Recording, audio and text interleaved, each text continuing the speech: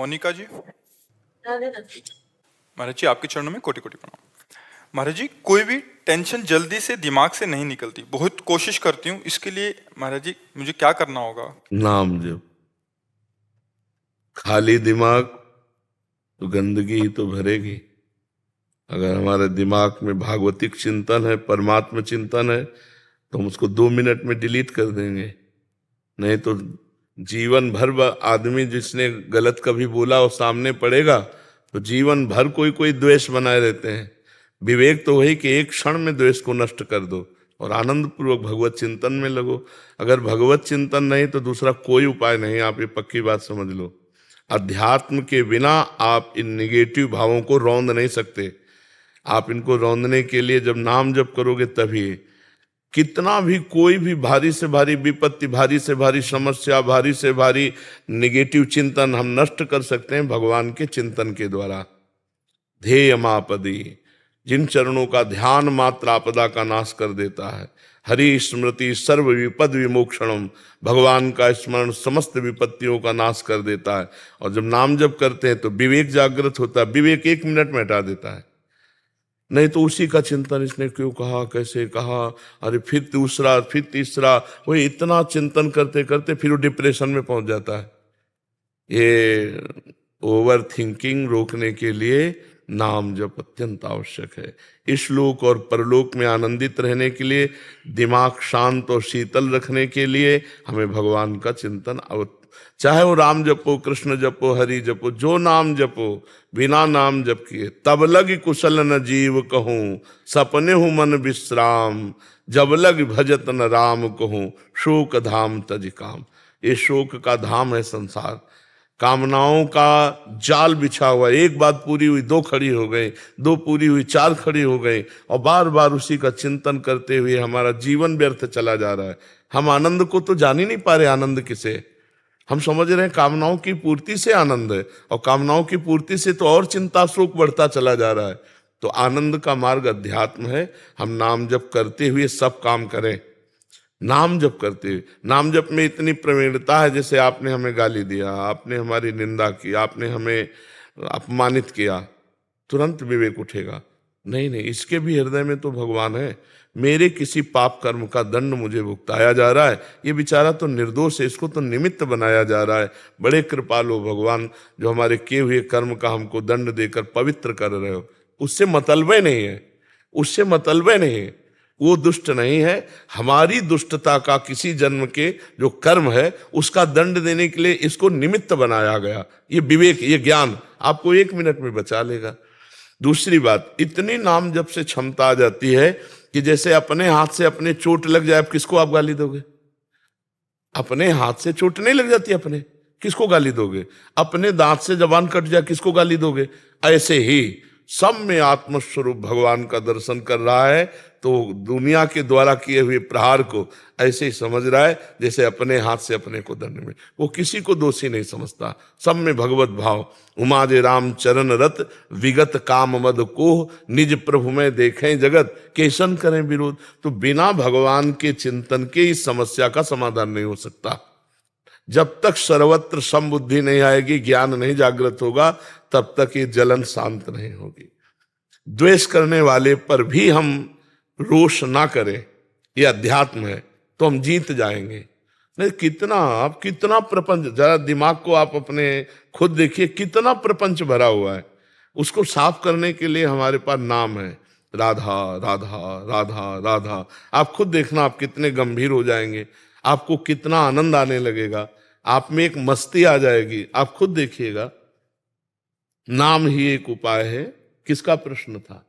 हाँ, नाम नहीं जप करोगी तो फिर इसको नहीं हटा पाओगी। यही तो दंड है, यही दंड है। अरे देखो, यही बुद्धि अपने आप जहर खवा देती है। अपने हाथ से आदमी जहर खाता है, अपने हाथ से फांसी लगा लेता है, अपने हाथ से शूट कर देता है। ये वही बुद्धि है जो भगवान से विमुख हुई, संसार में सुख खोजने गई, और जब उसको कुछ नहीं मिला, धोखा मिला, या उसका निर्णय ठीक नहीं हो पा रहा, तो सोचता है यार अपने को ही खत्म कर दो। ये है बुद्धि। ये देखो ना, कितनी घटनाएं ऐसी घटती हैं। तो इसलिए हमें लगता है सबको नाम जपना चाहिए। गंदा भोजन छोड़ो, गंदा पेय पदार्थ छोड़ो, गंदे आचरण छोड़ो, नहीं तो तुम्हारी दुर्गति हो जाएगी। आज हंस लो हमारी बात पे, girlfriend boyfriend live in relation, आज हंस लो हमारी बात पे कि बाबा जी ऐसी बात करते हैं, ये क्या जाने। समय आएगा ना, तब तुम देखना, हमारी बात को याद करना कि तुम्हारा जीवन कहां पहुंच गया है, कितने संकट में पहुंच गया है। सच्चे मानो सबको नाम जप करना चाहिए, गलत भोजन छोड़ना चाहिए, गंदा पेय पदार्थ छोड़ना चाहिए, गंदे बच्चों का संग छोड़ना चाहिए, तभी जीवन उन्नतिशील होगा। जो 20 वर्ष के पहले ही ब्रह्मचर्य खो देता है, वो गृहस्थी लायक नहीं रहता। समय आने पर देख लेना, एक अच्छा सदगृहस्थ जीवन निर्वाह नहीं कर पाएगा वो। तो आज हमारी समाज बिगड़ती चली जा रही, खान पान बिगड़ते चले जा रहे हैं। बच्चों को देखो ना, जब बच्चों की पसंद, बोले चाउमीन, क्या कहते हैं, हाँ, नूडल, पिज्जा, ये पसंद है। तो हम अच्छा पदार्थ जैसे रोटी दाल चावल सब्जी, ये शुद्ध जो घर के, ये पसंद नहीं आते। बहुत संभल करके भोजन, बहुत देखो, जैसा खाओ अन्न वैसा बने मन, जैसा पियो पानी वैसी बने वाणी, जैसा करोगे संग वैसा चढ़ेगा रंग। तो आज हमारा संग भी गड़बड़, मोबाइल जो चाहो देख लो, और मोबाइल में तो पूरा संसार है, जिस जो चाहो सर्च करो देख लो। और खान पान तो देख ही रहे हैं, पवित्र हो रहा है। और पान की तो पूछो मत, पीने के लिए तो मतलब नए नए बच्चे, छोटे छोटे बच्चे सब अपेय पदार्थ पीने लगे।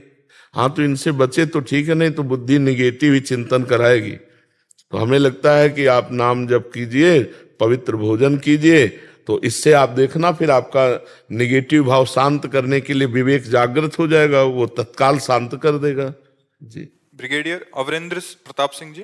महाराज जी राधे राधे। महाराज जी, मेरा पूरा परिवार कई पीढ़ियों से श्री हरिदास स्वामी परंपरा से जुड़ा है। मैंने भी 7-8 साल में ही गुरु मंत्र ले लिया था और उसका आज तक निरंतर जप करने का प्रयास कर रहा हूँ। महाराज जी, नौकरी के दौरान कई बार विपरीत और जोखिम परिस्थितियां आई, बिहारी जी की कृपा का अनुभव हुआ। महाराज जी, मेरी तार्किक बुद्धि होने के कारण मुझे भक्ति में काफी चीजों के जवाब नहीं मिले, इसलिए, और साथ ही आडंबर और पैसे की चमक में मतलब अध्यात्म और निराकार स्वरूप की आकर्षित हो गया मैं। और अब हर रोज ब्रह्म मुहूर्त में निराकार स्वरूप का ध्यान कर रहा हूँ। और कई बार पहले बताओ, निराकार का ध्यान होता है? लाइट को देख रहे होते हो आप शुरू। ध्यान का विषय जो है ना, सब ध्यान मिट जाए, जो बचे उसे ज्ञान का ध्यान कहते हैं, आत्मस्वरूप का। सब ध्यान मिटा दो, जब आप बैठो तब कुछ ध्यान नहीं आना चाहिए। वो अगर प्रकाश स्वरूप है तो अंधकार कौन है? जब वही परमात्मा सब रूपों में है तो प्रकाश स्वरूप है, तो अंधकार भी स्वरूप उसी का है। जड़ स्वरूप है तो चैतन्य स्वरूप उसी का है, वो सर्वस्व है। अगर हम प्रकाश का ध्यान करें तो अंधकार भी वही परमात्मा है, वो सब रूपों में है। तो हमको चाहिए कि इन सब रूपों का पहले ध्यान हटावें, न प्रकाश, न अंधकार, न स्थूल, न सूक्ष्म, न कारण। और जब ये ध्यान शांत हो जाता है तो जो बचता है वो आत्मस्वरूप होता है। अन्वय व्यतिरेक 2 पद्धतियां हैं। पहले हमें व्यतिरेक पद्धति लगानी पड़ेगी शास्त्रीय, कि ब्रह्म सत्यम जगन मिथ्या, कुछ नहीं है, कुछ नहीं है। पहले इनको हम हटाएं, पहले सब ध्यान हटावें। तो हाँ, पहले आप ध्यान हटाओ। क्या आपका ध्यान शून्य में आ गया? जी महाराज, कई बार आता है और अच्छा। इस समय कोई भी चिंतन नहीं हो रहा है, ना प्रकाश, ना अंधकार, ना स्थूल, ना सूक्ष्म, न कारण। जैसे गाढ़ निद्रा, गाढ़ निद्रा में आप होते हैं क्या? लेकिन होते हैं। अभी कह रहे हैं कि राधा कृष्ण स्वरूप की ओर भी मन आकर्षित है और ध्यान मार्ग में भी, तो दोनों का समावेश बनाना चाह रहे हैं। अब हम कैसे तुम्हें बतावें कि देखो, अभी वो प्रकाश तो है नहीं जिस प्रकाश की हम बात कर रहे हैं, आत्मस्वरूप की। जब तक स्थूल सूक्ष्म कारण को मिथ्या समझ करके और स्थिति नहीं प्राप्त करोगे, तब तक वो, और जब वो हो जाएगा ना, तो ये सब चंचलता हट जाएगी। कि अभी हम फाइनल में इनकी तरफ आकर्षण, ना ये है ना वो है, जो है वो केवल है, उसका अनुभव करने के लिए बढ़ो। अभी वो बात नहीं है जो बात होनी चाहिए। आप स्वीकार करते हो? जी भाई।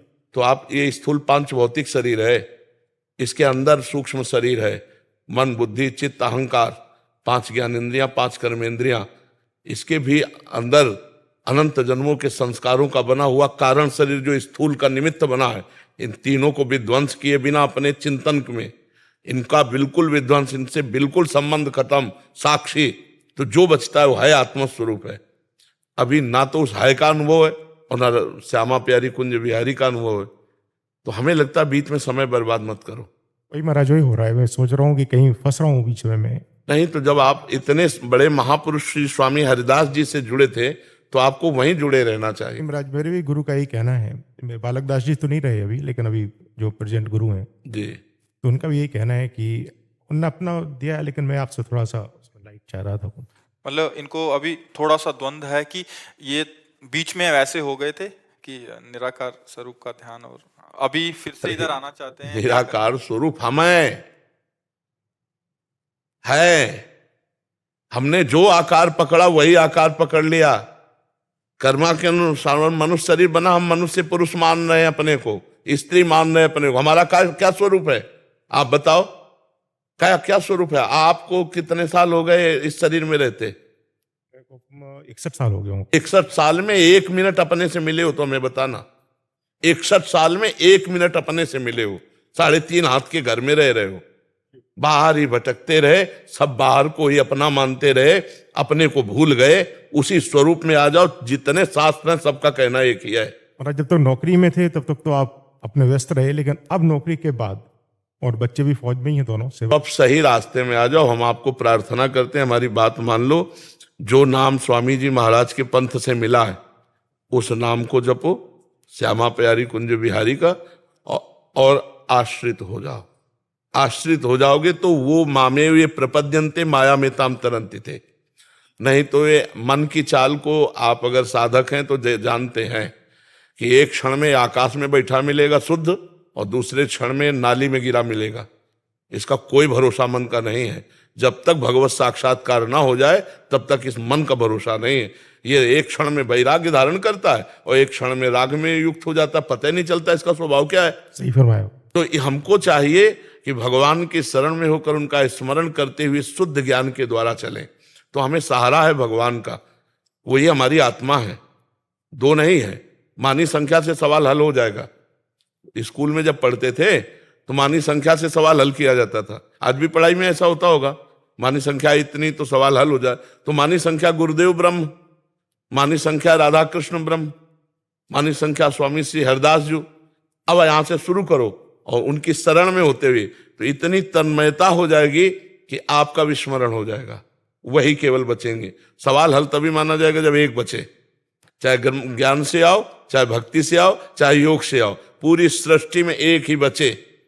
चाहे वासुदेवा स्वरमित, चाहे जड़ चेतन जग जीव जत सकल राम में जान, चाहे सर्वम खलमिदम ब्रह्म, चाहे ईशावास्यमिदम सर्वम यत् किंचे जगत्याम जगत, किसी भी तरह से आओ एक। तो सही ढंग से लगो। बहुत कृपा है भगवान की कि आप परमार्थ में लगे हो, पर उसको दुचित मत रखो। दुचित कबहु परितोष न लहे। हमारा स्वरूप ही निराकार है। परमात्मा के स्वरूप की तो जाने तो हमारा स्वरूप ही निराकार है। हम जिस आकार को पकड़ते हैं उसी में बंध जाते हैं। नहीं तो हमारा स्वरूप क्या है आप कोई बतावे। सिर्फ इतना संबोधन हो सकता है, उसी को ब्रह्म को, उसी को आत्मा को, उसी को परमात्मा को, केवल संबोधन है। लेकिन है क्या? वो तो अनुभव गम में भजे जय संता, अनुभव के द्वारा आता है। वो अनिर्वचनीय वाणी से बताया नहीं जा सकता। तो हम कहते हैं कि लगो और तीव्र गति से लगो, क्योंकि पता नहीं कब श्वास अंत हो जाए। बिल्कुल महाराज, लाइफ एंड पे आ रही है, बाइंडिंग है, तो अब लगो, खूब तीव्र गति से लगो। समझ में आए? आप जी क्या कह रहे थे? मम्मी के कहने पे आज वैसे विशेष दिन है, आपकी कृपा से आज आपके दर्शन तो हुए, लेकिन आज का दिन मम्मी का है जिन्होंने मुझे जन्म दिया है, उनका जन्मदिन है। तो कल उन्होंने कहा था कि कल विशेष स्नान होता है, तो उन्होंने कहा स्नान करने जरूर जाना यमुना जी के। तो हम रात को करीबन जब वहाँ से तलहटी से आए और समय मिला तो वहाँ गए, तो वहाँ सबसे बोला कि यहाँ पे कोई सफाई भी कर रही थी अभी, यहाँ लेडी और महाराज भी हैं, सब है। तो सब कह रहे कि यहाँ तो कोई नहीं है। अब मुझे मेरी भारिया है, उनको दोनों को दर्शन हुए, कोई और भी नहीं। जैसे मेरे साथ आया है अभी हाल, उनसे बोला कि आपने देखा? बोले किसी ने देखा। हम दोनों कह रहे कि हमको तो नजर आई। तो ऐसा लगा साक्षात यमुना महारानी के दर्शन हुए कल। यहाँ तो दिव्य सहचर्या भगवान का दिव्य धाम है। यहाँ तो कुछ भी दिव्यता हो सकती है, या तो कोई आश्चर्य की बात नहीं है। ये तो बहुत दिव्य धाम है वृंदावन। यहाँ तो प्रिया प्रीतम विराजमान है, अनंत सहचर्या है। कौन सहचरी यमुना जी की सेवा में थी, कौन क्या कर रहे, पता नहीं कौन सी शक्ति कहाँ विचरण कर रही है। तो धाम है ना प्रभु का। हमारी दृष्टि हो तो हम पहचानना शुरू कर दे। जी मुकेश अग्निहोत्री जी, राधे राधे महाराज जी। महाराज जी, आप उप मुख्यमंत्री हैं हिमाचल प्रदेश के। महाराज जी, आप कह रहे हैं कि आपकी पत्नी की अकाल मृत्यु हो गई थी, बट एक दिन पहले आपसे मिलने की उनको तीव्र इच्छा थी और बहुत प्रयास भी किया, बट मिल नहीं पाए, मतलब वहीं से। महाराज जी, उनके अंतिम इच्छा को पूरी करने के लिए आप आए हैं महाराज जी। हाँ, धन्यवाद है। हमें लगता है कि एक श्रीमद् भागवत का पाठ करवा लेना, मूल संस्कृत का पाठ भागवत का करवा के संकल्प करके अपनी पत्नी को दे दीजिएगा। तो मूल संस्कृत के पाठ से क्या है कि अकाल मृत्यु में जहां भी जो भी गति होगी उसमें उन्नति हो जाएगी, क्योंकि भागवत इतनी समर्थ है कि धुंधकारी प्रेत बन गया था, फिर भी उसे भागवत ने भगवत स्वरूप प्रदान करके परम पद दिया। विमान आया था गोकर्ण जी के सामने, तो हमको लगता है कि तस्मात् शास्त्रम प्रमाणम थे, तो अगर उनकी इच्छा की पूर्ति तो उनकी सदगति की भी पूर्ति करवा दीजिए। अगर आपको समय मिले तो 7 दिन स्वयं बैठकर सुनिए, और नहीं समय मिलता तो पुत्र या किसी को भी बैठा दीजिए, और उत्तम जो संस्कृत के ज्ञान से परिपूर्ण है और जो विश्वास पूर्वक पूरे अध्यायों का पाठ कर सकते हैं, तो उनको उचित दक्षिणा दे करके पूजन करके 7 दिन अगर भागवत का पाठ हो और वो संकल्प करके उस जीवात्मा को दिया जाए जो आपकी पत्नी बन के आए, परम मंगल हो जाएगा। आप ऐसा कर लेना, शायद भगवान ने इसीलिए आपको भेजा होगा कि उसका मंगल हो जाए। हाँ, जीव का मंगल होना, भगवान की लीला कथा और भगवान के भक्त, यही है जहां से मंगल होता है। यदि भक्त मिल गए तो भगवान की लीला कथा सुनने को मिल गई तो मंगल हो गई, और भगवान का नाम, ये सब मंगलमय है। तो अनुष्ठान भागवत का करवा लीजिएगा 7 दिन के लिए, और संकल्प करके पत्नी को दे दीजिएगा। विजय उपाध्याय जी, चंडीगढ़ से। महाराज जी, आपकी आज्ञानुसार श्री स्वामी राम सुखदास जी महाराज जी की गीता जी की टीका का अध्ययन का अवसर मिला।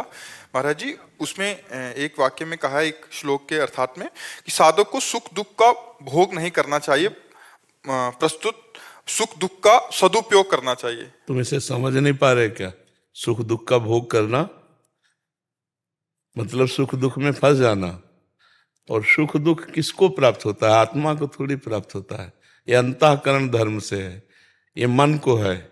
अगर सुख का भोग करोगे, दुख का भोग करोगे, तो इसी में फंसे रहोगे। सुख दुख से परे जो सच्चिदानंद परमेश्वर है, उसके सुख को तो पा ही नहीं पाओगे। सुख दुख 2 कर्मों के फल से आता है। पुण्य फल से सुख आता है, पाप का जो फल आता है वो दुख आता है। तो हम केवल इतना ही भोगने के लिए पैदा हुए हैं क्या? हम कोई पशु थोड़ी हैं। पशु सुख दुख केवल भोगता है। हमारे पास सुख आएगा तो हम 4 को बांट देंगे, और दुख आएगा तो गंभीर होकर के नाम स्मरण करते हुए उस पर विजय प्राप्त करेंगे। जो दुख भोगने का मतलब है उसमें लीन हो जाना। जैसे कोई पराजित हो जाता है इतना दुख में कि वो अपने शरीर को भी नष्ट करने की सोच लेता है, वो दुख का भोग करने लगा। सुख आया, इतना फूल गए, नाच रहे हैं, इतना उद्दंडता कर रहे हैं, नहीं, गंभीर रहो। सुख आया है, 4 को बांट के खाओ। दुख आया है, नाम जप करते हुए गंभीर होकर उसको पार कर जाओ। जैसे दिन है तो रात आएगी, फूलो मत। रात है तो निराश मत हो, दिन आएगा। ऐसे ही सुख दुख का चक्र चल रहा है, और आप चक्र से मुक्त होना चाहते हैं तो सुख दुख का भोग मत करो, परमात्मा स्वरूप में चित्त को लगाओ। अगर सुख दुख का भोग करोगे तो परमात्मा का चिंतन हो ही नहीं पाएगा। तो हम सुख में अगर फूलेंगे तो प्रभु को भूल जाएंगे, अभिमान आ जाएगा, मैं धनी, मैं विद्वान, मैं अमुक अमुक अमुक, नष्ट हो जाएगा। दुख में अगर हम डूबे तो प्रभु को भूल जाएंगे, हम अपने को बड़ा हे समझकर अपने जीवन को बर्बाद कर लेंगे। सुख और दुख दोनों से हम साक्षी भाव से देखें उसको। सुख आया बांट देते हैं और आनंद मगन रहते हैं, और दुख आया तो आनंद स्वरूप परमात्मा में चित्त लगाकर उसे भोग लेते हैं। देखो, कहीं आपको जलाया जाए, कष्ट दिया जाए तो आपको अच्छा लगेगा क्या? नहीं लगेगा ना। लेकिन जिन महापुरुषों ने सुख दुख का त्याग कर दिया, वो कह रहे हैं, तेरा किया मीठा लागे, हरि नाम पदारथ नानक मांगे। श्री गुरु अर्जन देव जी के वचन है। तपते हुए तवे पे बैठा दिए गए, ऊपर से तप्त बालू डाली जा रही, और वैसे मुस्कुरा रहे हैं जैसे फूलों की वर्षा उनके ऊपर हो रही हो। तेरा किया मीठा ला। अब आप सोचो, परमात्मानंद में जो मगन है तो इतना बड़ा दुख कि सोचकर हृदय कांप जाता है। लाल लोहे का तवा उस पर बैठाल के ऊपर से तप्त बालू डाली जाए और कितने कितने कष्ट दे खौलते हुए उसमें, लेकिन मुस्कुराहट उनके रहे, क्योंकि परमेश्वर के सुख में, परमात्मा सुख में वाहे गुरु वाहे गुरु वाहे गुरु, बस इतना ही तेरा किया मीठा। मतलब कैसी स्थिति है महापुरुषों की, कैसी स्थिति है। यहाँ थोड़ी प्रतिकूलता मिले तो भक्ति में संशय होने लगता है। तो इसलिए वहां जो सिद्धांत वर्णन हुआ कि सुख दुख में मत फंसो, इसके ऊपर उठो, परमेश्वर की प्राप्ति के लिए, अखंड प्रसन्नता के लिए, भगवदानंद के लिए, ये सुख दुख के ऊपर उठो। ये सुख दुख पाप पुण्य का फल है और हम आत्मस्वरूप हैं, हमें भगवदानंद चाहिए जो हमारा स्वरूप है, तो हमें आगे बढ़ना होगा। गौरव सिंह जी वाराणसी से। महाराज जी जी दंडवत महाराज जी। महाराज जी, क्या संत महात्मा व गुरु जी की सेवा के द्वारा सरलता अर्थात सुगमता से आत्म साक्षात्कार हो सकता है, या केवल नाम जप व इष्ट के ध्यान के द्वारा ही आत्म साक्षात्कार हो सकता है? दोनों में से सुगम पथ ये दो हैं ही नहीं।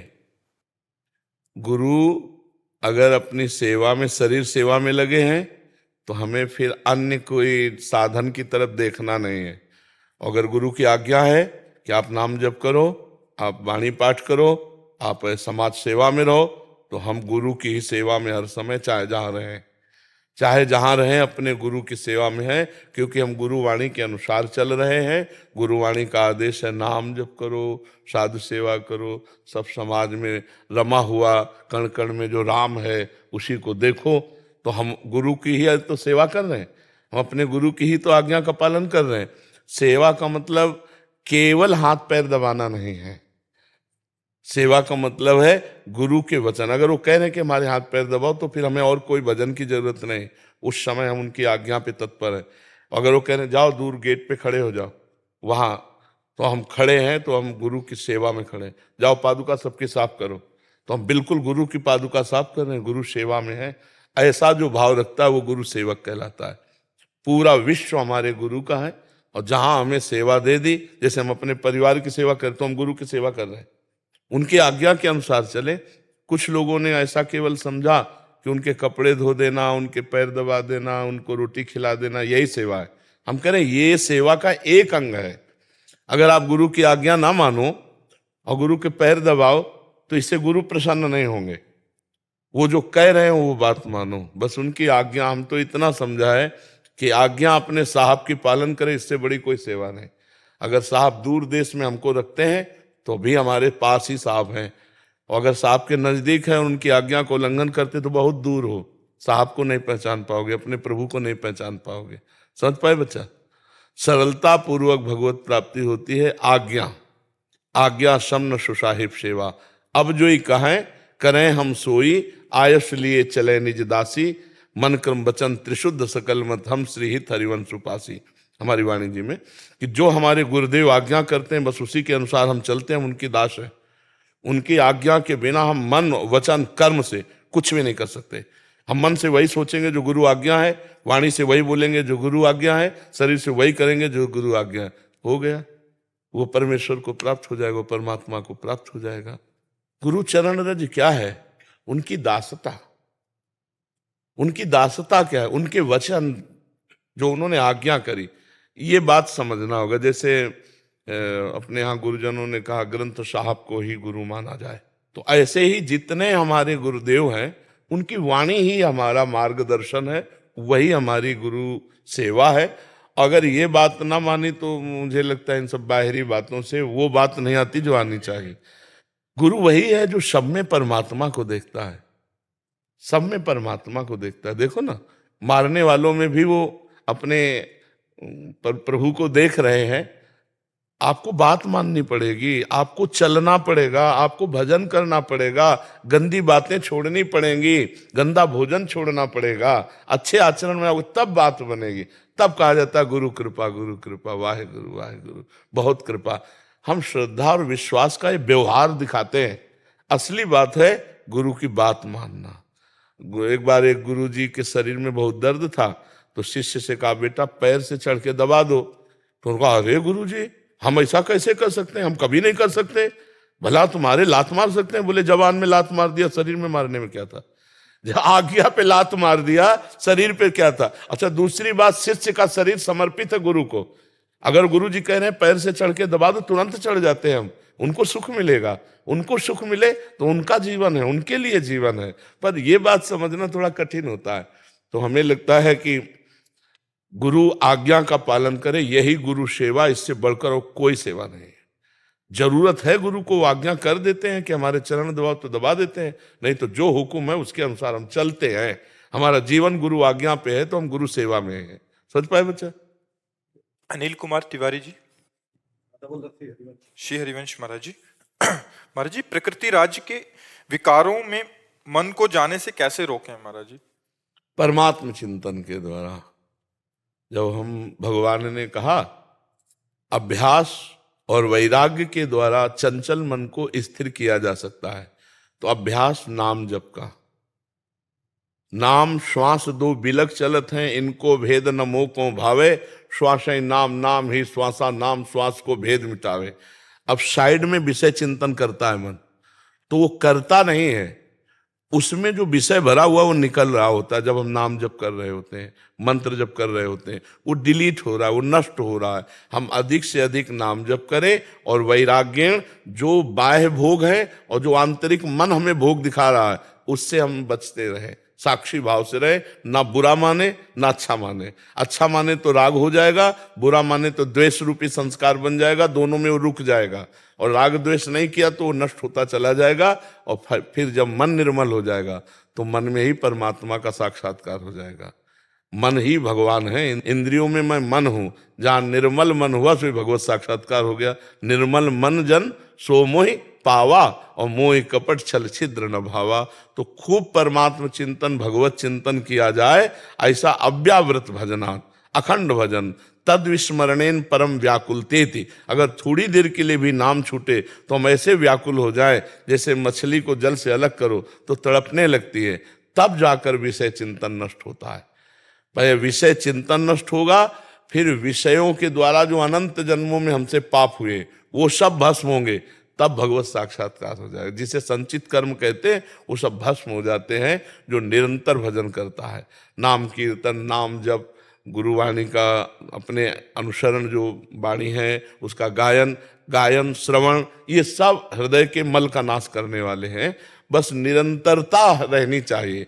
सातु दीर्घ, पातंजलि जी कह रहे हैं, सातु दीर्घ काल निरंतर सत्कार सेवितो दृढ़ भूमि। दीर्घ काल, लंबे समय तक आदर के सहित निरंतर नाम जपा जाए तो दृढ़ भूमि, हृदय एकाग्र पवित्र हो जाता है और नाम स्वतः चलने लगता है। जैसे हम श्वासें चला नहीं रहे, ऐसे ही नाम उसमें श्वासों के साथ चलने लगता है। फिर वो सिद्धों की कोट में आने लगता है। पर ये है कठिन ना, नाम जप करने के लिए अंदर ही अंदर देखो तो मन में इतनी गंदगी भरी को जब निकलती तो लगता है तो पहले नहीं था। जब हम नाम जप नहीं कर रहे थे तब इतना नहीं था जितना अब नाम जप कर रहे हैं। पर उस समय समझो वो डिलीट हो रहा है, वो नष्ट हो रहा है। नाम जप करते हुए जो गंदगी बात आती है ना, वो सब नष्ट हो रही, गंदी बातें नष्ट हो रही है। तो मौका पता नहीं कब मिलेगा। गुरु नानक साहब ने बोला, पवन गुरु पानी पिता माता धरतम हत। पवन गुरु है, पानी पिता है, धरती हमारी माता है। जी जी। पर हम इसको इतना विशैल कर चुके हैं। मैं तो पंजाब से आया हूँ जी जी। वो हमारी तो पंजाब की धरती पे बड़ा अच्छा था, पर अब माहौल इतना जहरीला हो गया है जी। इसके बारे में हम मार्गदर्शन करें। इसमें क्या है कि हम इतने वासनाओं से युक्त हो गए कि हम प्रकृति को दूषित करने लगे हैं। अपनी वासनाओं के खेल से ही ये सब प्रकृति दूषित हो रही। जहां देखो रुपए के लोभ से वृक्षों को काटा जा रहा है। जो ऑक्सीजन देते हैं, कार्बन ऑक्साइड लेते हैं, वो वृक्ष ही नहीं रहेंगे तो प्रदूषण बढ़ेगा कि नहीं बढ़ेगा? अच्छा, हम जब आपको अभी यहाँ के 26-27 वर्ष पहले कह रहे, वृंदावन में 2-4 गाड़ी दिन में आ जाए तो आ जाए, नहीं यहाँ गाड़ियां नहीं आती थी। अब यहाँ कदम रखने की जगह नहीं रहेगी, इतनी तो गाड़ियां चल रहे हैं कि जब हम यहाँ वृंदावन पहली बार आए थे तो यमुना जल पीते थे कमंडल से। हमारी नदियां दूषित हो गई, हमारा वायुमंडल दूषित हो गया, हमारा भोजन दूषित हो गया। शुद्ध गाय के दूध का, या जो गांव में जैसे मठा बनता ना, और शुद्ध बिना खाद की अनाज की रोटी, तो वैसे ही मतलब अब आप देखो इतना केमिकल कीड़ा नष्ट करने के लिए और उसको अधिक अन्न उपजाने के लिए इतना डाला जाता, अन्न दूषित हो गया।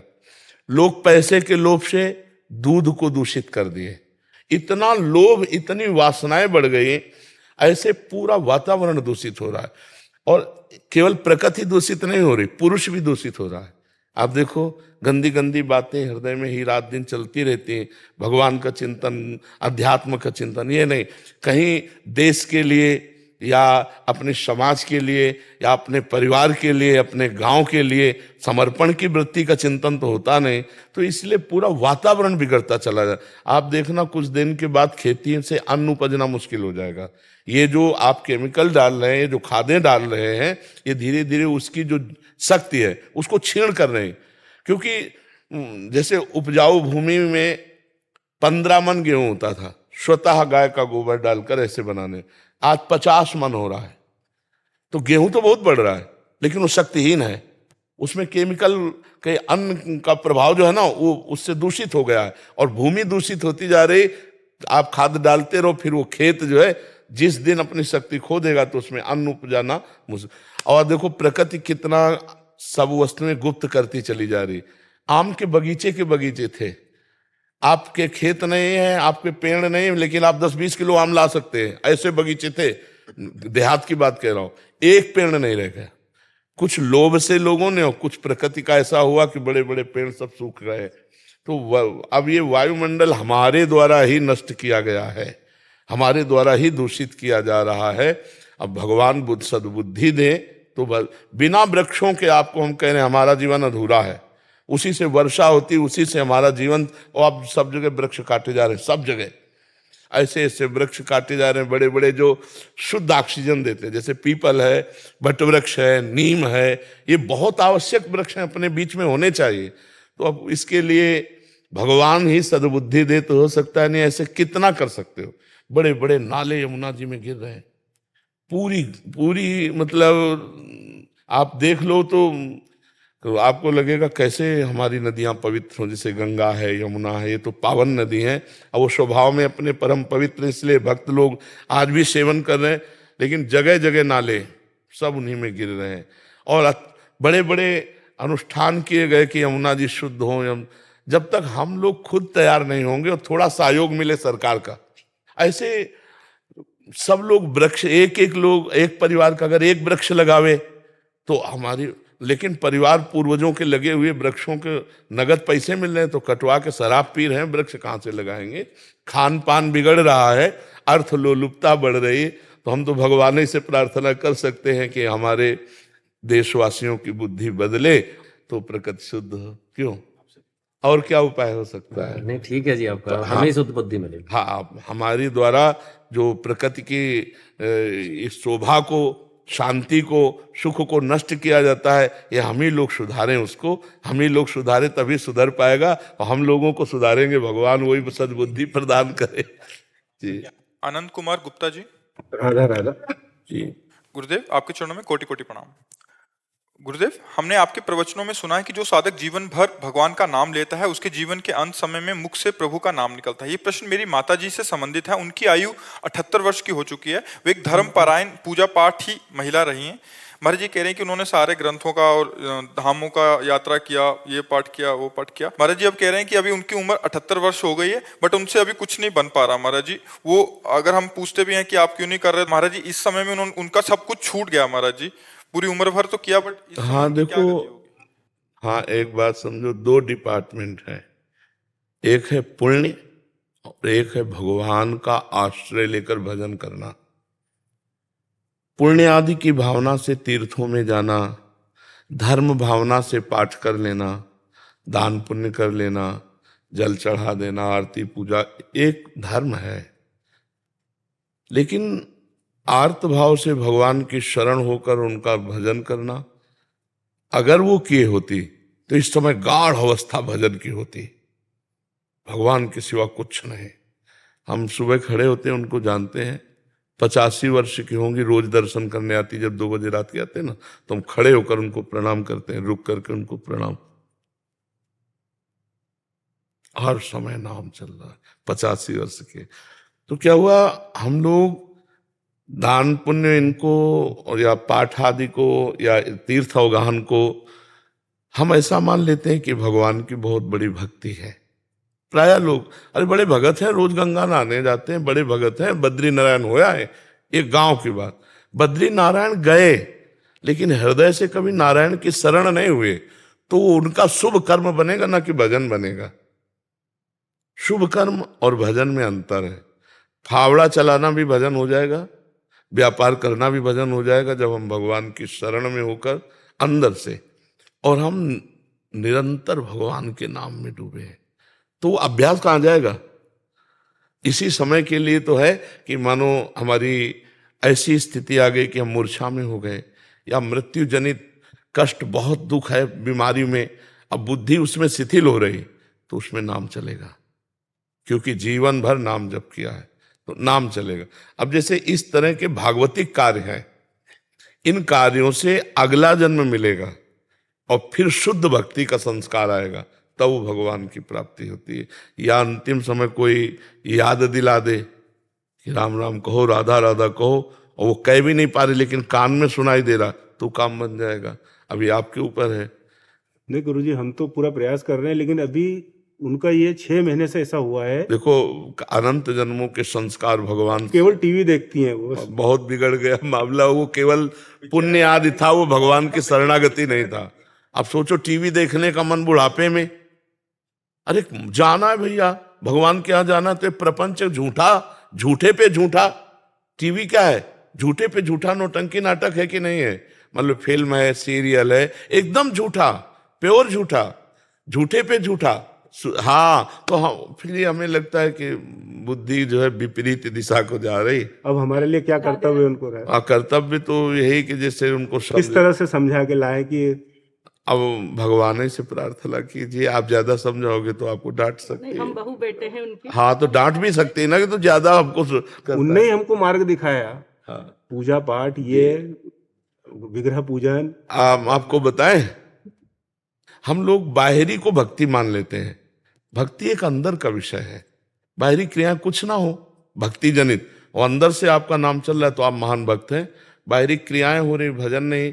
तो इसीलिए भगवान ने एकादश स्कंद में कहा, भागवत में, व्रतांसी यज्ञ छंदांसी तीर्था नियमा यमा यथा वरुंधेत सत्संगा सर्वसंगोपहो हिमम।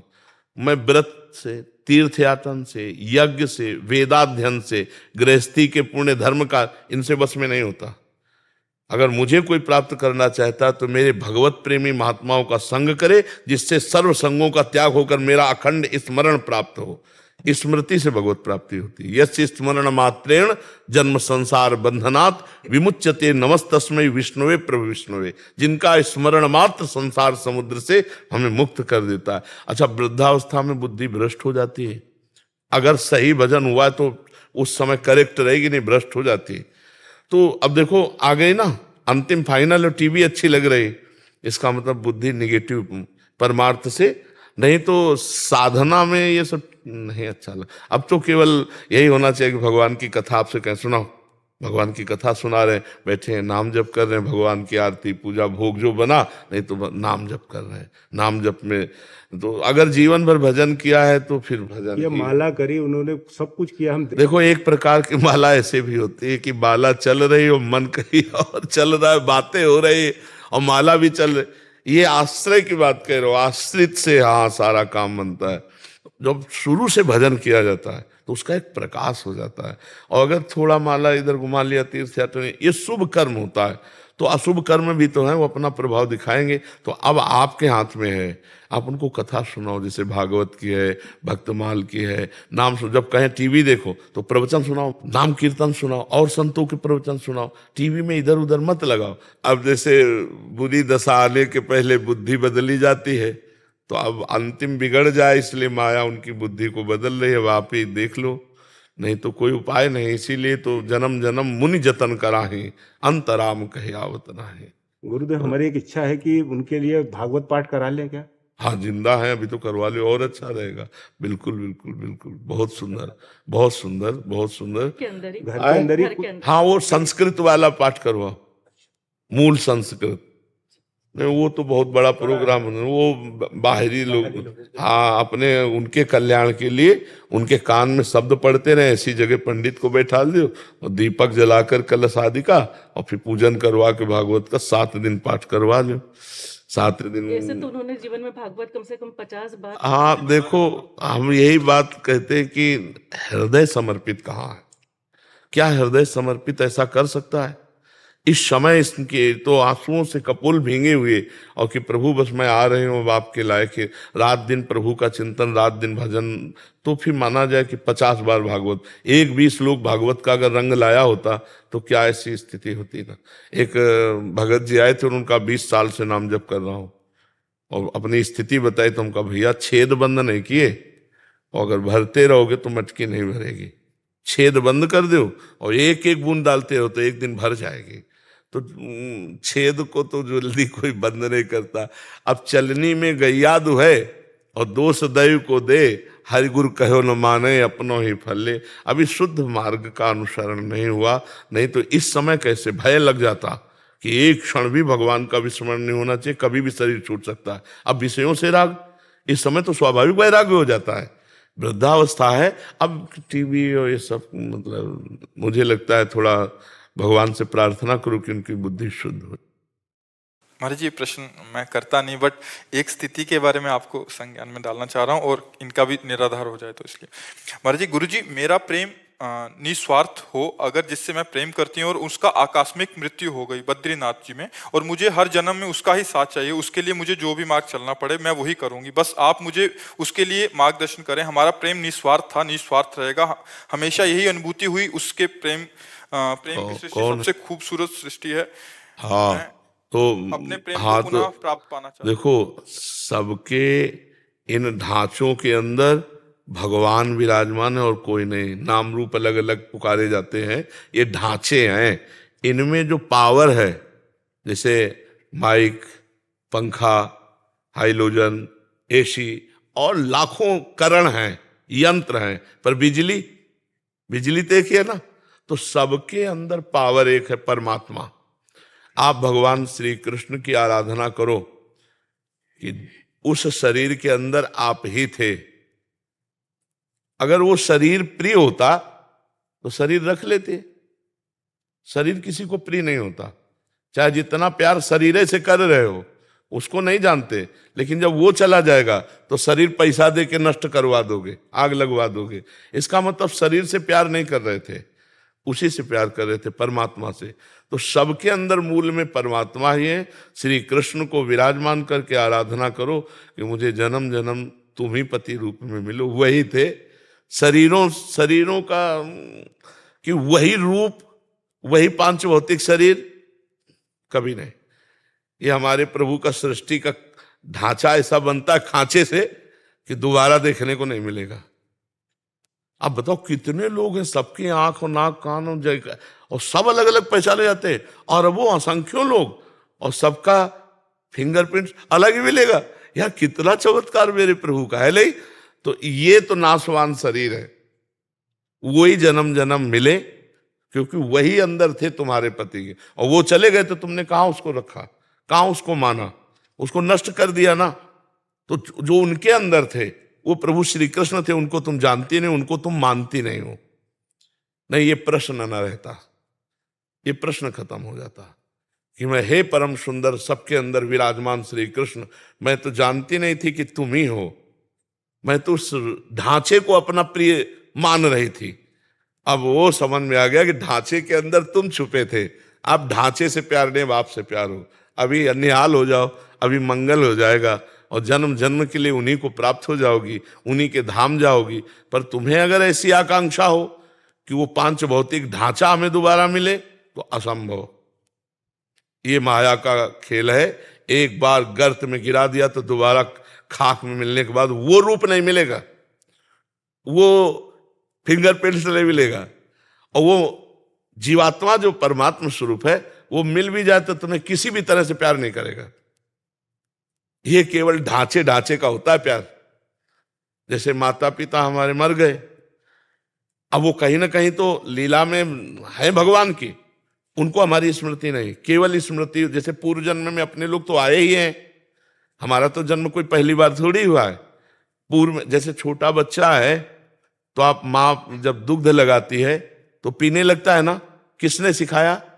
पूर्व का अभ्यास है, ऐसे करो, वो रोने लगेगा, मतलब ये ज्ञान पूर्व का है ना उसको। तो हम लोग पूर्व जन्म से चले आ रहे, अब हमारे पूर्व जन्म के लोग अगर परिवार के मिले भी कहीं तो हम पहचानते हैं क्या? ना वो हमें पहचानते हैं, ना हम उनको पहचानते हैं।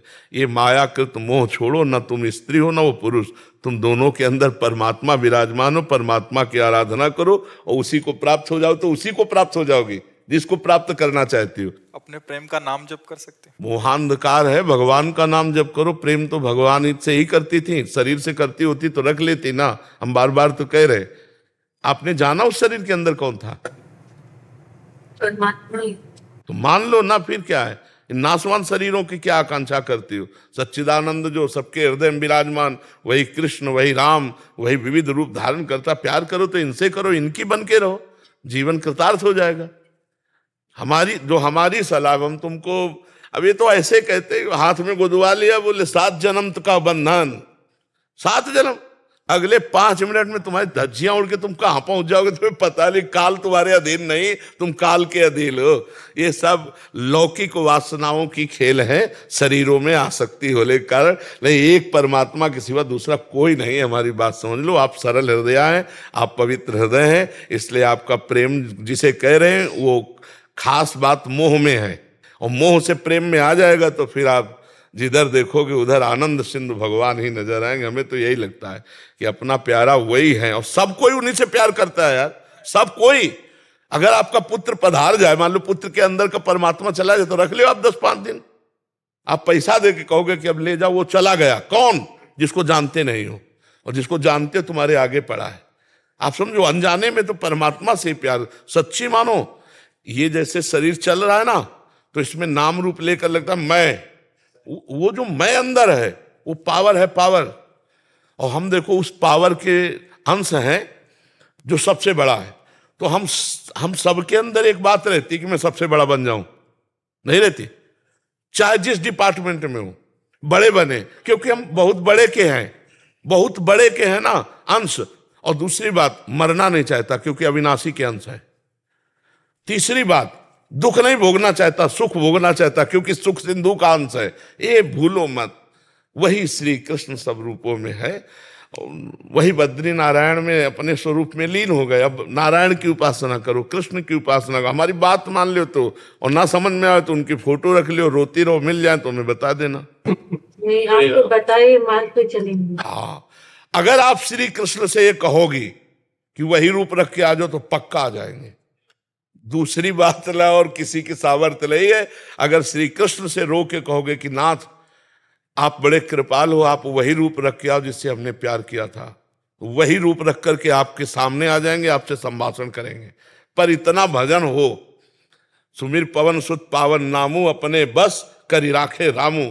जब अपने बस कर लोगी तब ये बात आएगी। और इतना करने के लिए ऋषि मुनि पूरी जात की ताकत लगा देते हैं। तो आप भी ताकत लगाइए, ब्रह्मचर्य से रहिए। अगर आप उसको प्यार करते हैं तो हमारी बात मान लो, देख लो निर्वाह करके।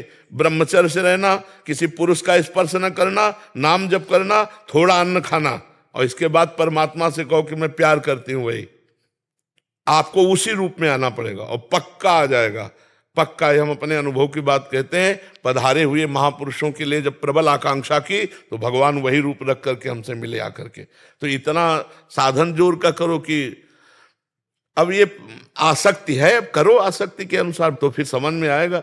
अब देखो, केवल बातों से तो समझ में आएगा नहीं, माया पर विजय प्राप्त करके ही मायापति से हम जो चाहे वो प्राप्त कर सकते हैं। ऐसे नहीं, बहुत कठिन है, बहुत कठिन है। हाँ, प्यार का निर्वाह करना है तो वृंदावन में बैठी ब्रह्मचर्य रहना, हम जब कह रहे हैं, और नाम जप करना, और प्रभु ही थे वो, और प्रभु से प्रार्थना करना कि जैसे मंजनू से लैला का, और लैला का मंजनू से था ना, तो मंजनू बहुत व्याकुल एकांत में विह्वल था। लैला धनी घर की थी, तो मंजनू भूखे पागल, तो पूरी बाजार में ऐलान करवा दिया कि मंजनू जहां खड़ा हो जो मांगे उसको खवाया जाए। अब ये जब बात दुकानदारों से पता चली कि लैला का आदेश, तो हजारों मंजनू तैयार हो गए, रबड़ी और जलेबी और सब समोसा खाने वाले हजारों। अब वहां हर दुकानदार जो है लंबा पर्चा पहुंचाता, तो उनका मंजनू तो इतना नहीं खा सकता क्योंकि प्रेम में वो बिकल रहता है। अरे बोले हजारों मंजनू हो गए। तो लैला ने कहा कि मंजनू की पहचान तो ज्यादा मिनट नहीं लगेंगे, बुलाओ, कह दो कल लैला मिलना चाहती है मंजनू से। तो हजारों मंजनू उसके दर्शन के लिए, वो असली मंजनू भी आया कि लैला दर्शन। तो एक चाकू रखी और कटोरा रखी और लाइन से मंजनू आए। तो उन्होंने कहा अपने दिल का खून चाहिए मुझे, दो। तो रबड़ी पीने वाले मजनू तो खसक गए जीतले थे खून, भागे हुआ से। और जब असली मजनू आया तो उन्होंने, लैला सामने नहीं थी, लैला का संदेश था कि अगर तुम मजनू हो तो हमें अपने दिल का खून दो। तो ऐसे उठाया और ऐसे सोई पकड़ लिया कि असली मजनू, खून देने वाला तो असली मजनू कोई बिरला ही होता है, रबड़ी रसगुल्ला खाने वाले मजनू तो बहुत होते हैं। परमात्मा के प्रति जो हमारा प्यार है, वो प्यार जो रूप का होगे वो रख के आ जाएंगे, वो हर रूप उन्हीं के हैं। पर इसमें साधना करनी होगी, बिना साधना के नहीं। हाँ, और साधना करना शुरू करोगे तो माया प्रश्न खड़े कर देगी। छोटी मोटी बात है, ब्रह्मचर्य रहना कोई खिलवाड़ है? वो प्रेम में इतनी सामर्थ्य कि आप कर सकते हो, लेकिन उसी के जैसा, उससे अच्छा ऐसा आकर्षण दिया जाएगा। अब लिख लो कागज में, ऐसा आकर्षण दिया जाएगा, चाहे दिमाग में लिख लो, कि आपको लगेगा मेरी साधना का फल मिल गया। फिर वो बात नहीं बनेगी। जैसे भगवान शंकर के प्रति पार्वती जी तपस्या कर रही थी, तो सप्त ऋषि आकर बोले, अरे तो किसके लिए तपस्या कर रहे हो? मुंडों की माला, चिता की भस्म, जटाजूट। भगवान विष्णु जिनके दिव्य पार्षद ऐसे ब्याह करवाएंगे, छोड़ो तपस्या। तब जानते उन्होंने क्या कहा था? कोटि जन्म लग रगर हमारी, बरौ शंभुनता रहूं कुमारी। करोड़ जन्मों तक तपस्या करूंगी और हर जन्म में यही मांगूंगी कि भगवान शंकर हमारे पति हों, मुझे कुछ। ये बात, ये जिंदगी में रखोगी तब पास हो पाओगी। पर हम आपके भाव को और आपके प्रेम को दंडवत करते हैं कि हाँ, बस आप अपने प्रेम को थोड़ा मोड़ दीजिए, मोह से हटाकर प्रेम में ले आइए। वो श्री कृष्ण हैं, श्री कृष्ण ही थे, श्री कृष्ण ही रहेंगे, तभी बात समझ पाओगे आप। राधा राधा राधा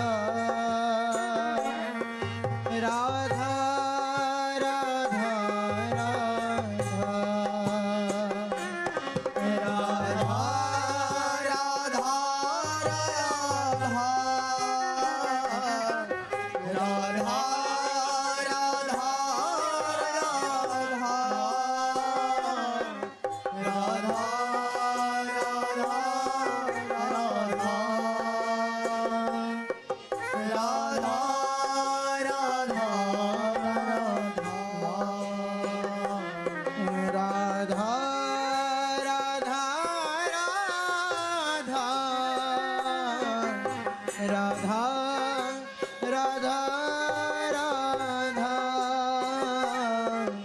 राधा